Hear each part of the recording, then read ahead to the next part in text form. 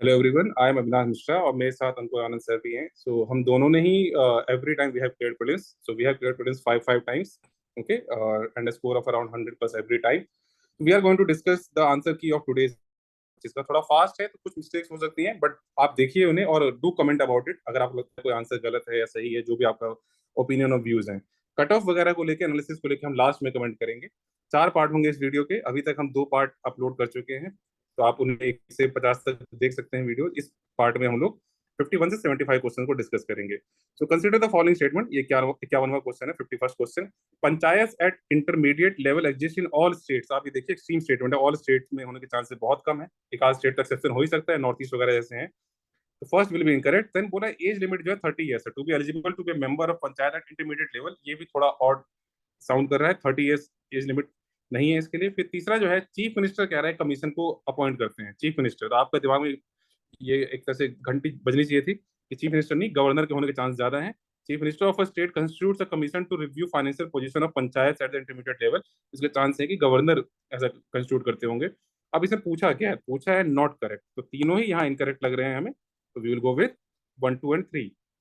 Then BIMSTEC को लेकर, जैसे हमने कहा, सार्क और बिम्स्टेक जो है थोड़े इंपॉर्टेंट रहते हैं, ओके, फॉर इंडिया, हमारे पर्पस, हमारी चीज हमें लेके, इंडिया को लेके। It is a regional organisation consisting of 7 member states till January 2025, okay. Then it came into existence with the signing of Dhaka declaration 1999। Then Bangladesh, India, Sri Lanka, Thailand and Nepal are founding member states of BIMSTEC. In BIMSTEC the sub sector of tourism is being led by India. Okay, so second और third option जो है इसका incorrect है, okay. और जो fourth option, the BIMSTEC the sub sector of tourism is being led by India, so that is correct, okay. Then who among the following are the member of jury to select the recipient of Gandhi Peace Prize? News में रहा है ये, जो recipient वगैरह को लेके कई बार political class ने कंट्रोवर्सी क्रिएट की है इन चीजों को लेके। तो इसमें क्या है, प्रेसिडेंट इसमें नहीं है, जूरी के मेंबर प्रेसिडेंट नहीं है। तो बाकी जो है, prime minister, chief justice of India and LOP जो है वो है इसमें, ठीक है। Then move to the next question. Gagan, GPS aided geo augmented navigation uses a system of ground stations to provide necessary augmentation. Which of the following statements is are correct in respect of Gagan? It is designed to provide additional accuracy and integrity. तो अगर आपने एक बार भी पढ़ा होगा, you will know कि यही इसका प्राइमरी पर्पस है। It will allow more uniform and high quality air traffic management. Okay, नाम से भी थोड़ा गेस कर सकते हैं इस चीज को। Then it will provide benefits only. Okay, जब भी इस तरह का वर्ड हो तो आपका दिमाग में ट्रिगर होना चाहिए, जैसे हमने अपने स्टूडेंट्स को बार बार कहा है। So it will provide benefits only in aviation but not in other modes of transportation. तो other modes of transportation में भी है इसका, जो ट्रैफिक मैनेजमेंट वगैरह में इसका रोल है। So third one is incorrect. Then first and second seems to be correct. So what will be the answer? D. Consider the following statement regarding AI Action Summit held in Grand Palais, Paris in Feb 2025, co-chaired with India. तो France और India ने co-chair किया था। The event builds on the advances made at the Bletchley Park Summit जो UK में हुआ था 2023 में, and the Seoul Summit held in 2024 south Korea में। So first one seems to be correct. Then the second one is saying कि along with the other countries US UK also signed, अब इन्होंने sign नहीं किया था, so this will be incorrect. तो first only आपका सही है। नाउ ईयर, अब ये पहले पीसीएस में ज्यादा क्वेश्चन आते थे, बट इस बार यूपीएससी ने पूछा है, रिसेंट ईयर में इनफैक्ट पूछने लगे यूपीएससी। तो international year of women farmer 2026 correct है। Year of sustainable resilient tourism 2027, this one is also correct. International year of peace and trust 2025, this one is also correct. and International Year of Asteroid Awareness and Planetary Defense 2029, this one is also correct. So all 4 options are correct. And consider the following statement with regard to BRICS. तो जो India जिन organisations का part है वो important हो जाते हैं। तो 16th BRICS summit was held under the chairmanship of Russia in Kazan, so this one is correct. Indonesia has become a full member of BRICS, so India has become, this one is correct. Third option में थोड़ा सा कैसे तो जो controversy होगी, okay. तो the word is written here is, theme क्या था इसका, तो strengthening multi culturalism for just global development and security. Multi culturalism की जगह multilateralism was the word, okay. So let's see what UPSC does about this, okay. लेकिन अगर आप ऐसे देखेंगे तो first and second will be the correct answer. And consider the following statement about Lokpal. तो 2014 के बाद से Lokpal on and of news में रहता ही है। The power of Lokpal applies to public servant of India but not to the Indian public servant posted outside India. अगर आप इंडिया के बाहर भी पोस्टेड हैं तो आप इंडियन वही है, ब्यूरोक्रेट ही हैं, तो आपके ऊपर चीजें अप्लाई होंगी, जो लॉज वगैरह हैं, ऑफिसर्स जो है आपके ऊपर अप्लाई होंगे। चेयरपर्सन और member shall not be a member of, तो एमपी एमएलए वाली चीज कह रहे हैं वो यूटी नहीं होने चाहिए। लेकिन पॉइंट यहाँ पे क्या है, इंपॉर्टेंट जॉब नोट के, only the chief justice of India incumbent या रिटायर्ड बन सकते हैं। This one is incorrect. अभी रिसेंटली भी जब बने थे लास्ट वाले, वो चीफ जस्टिस नहीं थे। द चेयरपर्सन और member shall not be a person, तो यहाँ पे एज लिमिट की बात बोली है कि कह रहे हैं कि 45 साल से आपकी ज्यादा एज होनी चाहिए। This one is correct. Lokpal cannot inquire into allegations of corruption against sitting prime minister, इसको लेकर काफी डिबेट चला था, तो दिस वन इज रॉन्ग है ये। पीएम को कर सकते हैं इंक्वायरी, लेकिन कुछ केसेस में जो नेशनल सिक्योरिटी वगैरह वाली चीजें हैं, उस केस में ये बात आएगी कि वहां पे नहीं कर सकते। तो third one only, A is correct answer. And 59 consider the following statement. Kho kho world cup, again UPSC ने थोड़ा वर्ड प्ले किया, डिफिकल्ट बना दिया इजी क्वेश्चन को। दिल्ली इंडिया में हुआ था तो हुआ था। इंडियन मैन बीट नेपाल, तो कह रहे 78-40 से इंडिया ने नेपाल को हराया मैन में। और विमेन की टीम में कह रहे हैं कि 54-36 बीट किया, बट ये स्कोर लाइन चेंज कर दिया है, मैन वाला स्कोर विमेन में, विमेन वाला स्कोर मैन में। तो इससे थोड़ा कंफ्यूजन हुआ होगा, स्पेशली एग्जाम प्रेशर में। आप देखते ही खुश हो गए होगे शायद पढ़ाए तो, लेकिन कुछ लोगों ने इसमें गलती कर दी होगी। ठीक है, तो one only. And consider the following 60 question. In the finals of 45th Chess Olympiad held in 2024, Gukesh B became the world's youngest winner after defeating the Russian player Ian Nepomniachtchi. तो ये जो नाम है आपके, अक्सर तरह से घंटी बजनी चाहिए दिमाग में कि ये यहाँ से नहीं थे, प्लेयर दूसरे थे यहाँ पे। ओके, तो आपका फर्स्ट जो है इनकरेक्ट है, रशियन प्लेयर नहीं थे। और ये हमने अपने चैनल पे शेयर भी किया था उस टाइम पे, काफी लोगों ने इनफैक्ट शेयर किया था। Abhimanyu Mishra, an American chess player, again this was in news, holds the record of becoming world's youngest ever grand master. तो second one is correct. Okay, इसीलिए एग्जाम में थोड़ा कूल होकर सोचना होता है कि फर्स्ट पार्ट इसमें फर्स्ट में करेक्ट है, लेकिन सेकंड पार्ट जो है उसका इनकरेक्ट है। Then 61 question, 61st question. Some rare earth elements are used in the manufacture of flat television screens and computer monitors. So this one seems to be correct. तो कुछ elements use होते हैं। Some rare earth elements have phosphorescent property, जैसे fluorescent वाली चीज होती है ना, बेसिकली कलर वाली चीज, थोड़ा चमक रहा है, इस तरह की चीजें, तो इसी के कारण यूज हो रहा होगा इसमें। ओके, सो एक्सप्लेनेशन भी करेक्ट है ये। The 62nd question, Indian Railways have prepared a National Rail Plan (NRP) to create a future-ready railway system by 2028। तो आप थोड़ा गेस कर सकते हैं, ऑलरेडी हम 2025 में हैं, थोड़ा शायद डिले होगा, 2030 के आसपास आप गेस कर सकते थे, 2030 है। कवच को कह रहे हैं कि जर्मनी के कोलैबोरेशन में डेवलप किया गया है। अब जब उड़ीसा वाला अनफॉर्चुनेट एक्सीडेंट हुआ था, at that time also it was in news कि इंडिजीनियस सिस्टम है, हमारा खुद का बनाया हुआ सिस्टम है, तो जर्मनी वाली चीज जो इनकरेक्ट है, ये इनकरेक्ट है।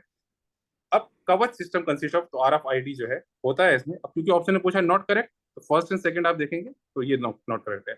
Okay, then the next question is 63। Consider the following space missions. तो 3 स्पेस मिशन यहाँ पे दे रखे हैं। How many of the space missions given above encourage and support microgravity research? Axiom 4, Spade X और गगनयान। तो तीनों ही हैं। All the three will be answer here. Coming to the next question, 64. With reference to India's defense, consider the following pairs. Aircraft type दे रखा है and description दे रखा है. Dornier 228, IL-76, NC-17 Globemaster 3. So यहाँ पर Dornier 228 maritime patrol aircraft सही है. IL-76 supersonic combat aircraft गलत है. C-17 Globemaster 3 military transport aircraft, that is correct. So defense theme important है यूपीएससी में, हमने देखा है. Only 2 will be correct here. Artificial way of causing rainfall to reduce air pollution makes use of. तो PYQ में UPSC ने silver iodide से related question पूछा था, तो 50-50 पे आप इजीली पहुंच सकते थे। तो silver iodide and potassium iodide, A will be the correct answer है। Next, consider the following statement with regard to pardoning power of president of India.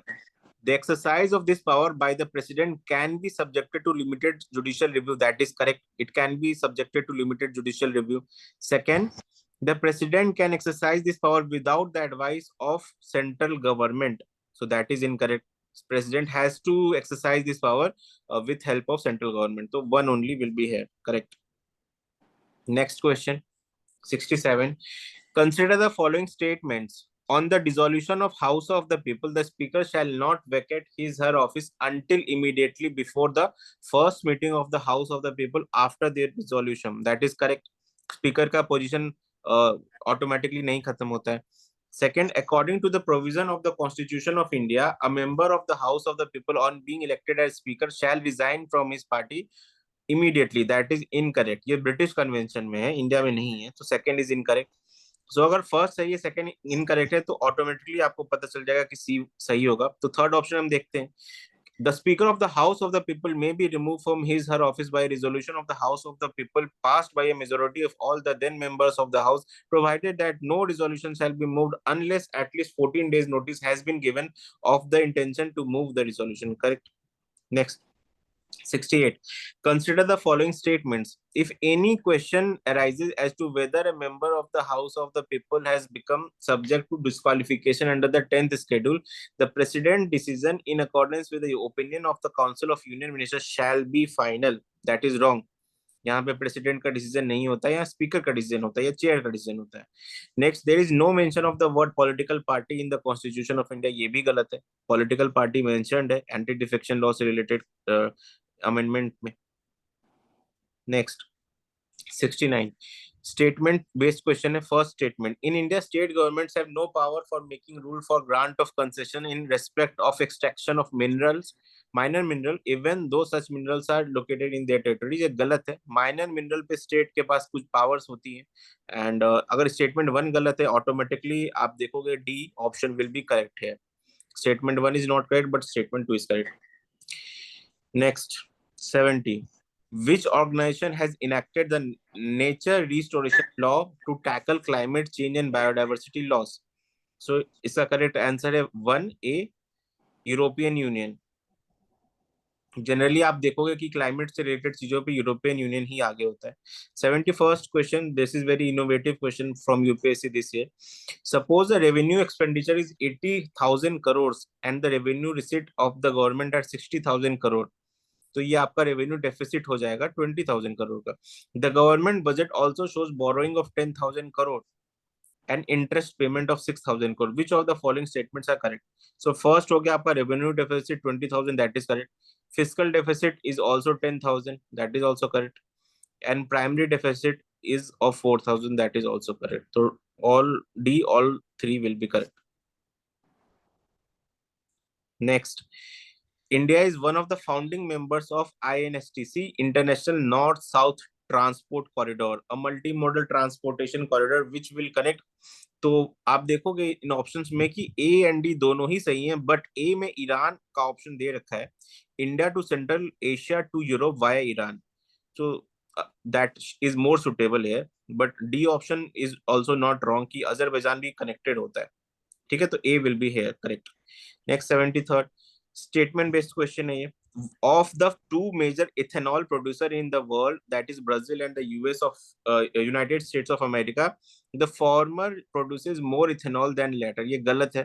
USA सबसे ज्यादा इथेनॉल प्रोड्यूस करता है दुनिया में, ब्राजील सेकंड नंबर पे है. तो फर्स्ट ऑप्शन आपका गलत है, तो इसका आंसर हो जाएगा D, where statement 1 is not correct but statement 2 is correct. Next 74th, the World Bank warned that India could become one of the first places where wet bulb temperature routinely exceed 35 degrees Celsius.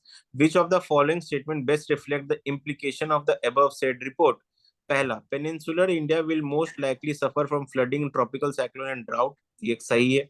दूसरा, the survival of animal including human will be affected as shedding of their body heat through perspiration becomes difficult. ये भी सही है. तो C both 1 and 2. तो environment related question में हम देखते हैं possibilities वाले ऑप्शन सही होते हैं. 75, this is also innovative. अब कुछ लोग यहाँ पे सोच रहे होंगे अकाउंटेंसी का पेपर तो नहीं देने आ गए. A country's fiscal deficit stands at 50,000 crore. It is receiving 10,000 crore through non-debt creating capital receipt. The country's interest liabilities are 1,500 crore. What is the gross primary deficit? तो ग्रॉस प्राइमरी डेफिसिट जो होगा वो 48,500 crore. A answer होगा इसका. So next lot होगा हमारा last lot, उसके बाद हम कट ऑफ भी डिस्कस करेंगे.